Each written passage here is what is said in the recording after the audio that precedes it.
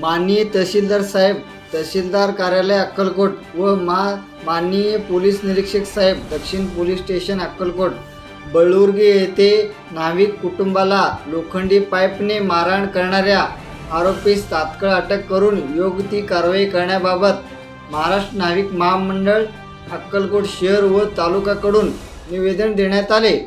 दत्तात्रय चन्नबसप्पा पुजारी वय वर्ष 61 यांचा मुलगा स्वतःच्या सलून दुकानात रमेश दत्तात्रय पुजारी कटिंग करीत असताना गावातील सलीम सिकंदर नदाफ हा इसम दुकानात जाऊन माझे कटिंग लवकर कर असे म्हणत होता, तेव्हा रमेश पुजारी यांनी म्हणाले की अजून 2-3 ग्राहक आहेत, ते झाल्यानंतर करतो, माझी कटिंग लवकर कर, का करत नाही असे म्हणत जातीवादी शिवीगाळ व धक्काबुक्की केले।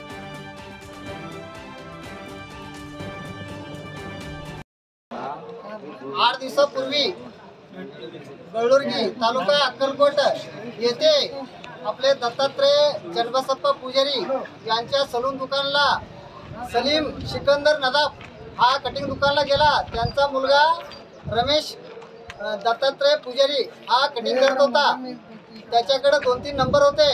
हा सलीम म्हणाला की माझं कटिंग कर, ताबडतोब कटिंग कर।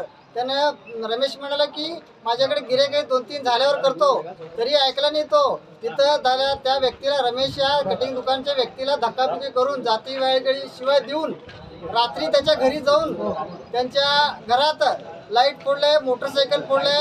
सदर त्यांचे वडील बसले होते दत्तात्रय चन्नबसप्पा पुजारी यांना लोखंडी पाईपनं डोक्यात हाफ मर्डर करण्यासारखं मोठं जखम केलंय। त्यांच्या अंगावर भरपूर प्रमाणात रक्त गेले।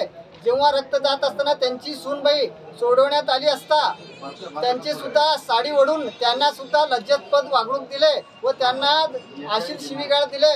व जेव्हा रमेश पुजारी हा घरी आला तेव्हा झालेल्या घटनाबद्दल तू जर कुठं बोलला तर तुला जीवे मारण्याची, कुटुंबाला जीवे मारण्याची धमकी दिली व तिथून मोटरसायकलवरून पळून गेला। सदर घटना होऊन 8 दिवस झालं। नाविक समाजाने आजपर्यंत वाट बघितली की तो सदर आरोपीला अटक करून योग्य ती कारवाई करतील, परंतु आजपर्यंत अटक होऊन काही कारवाई झालं नाही।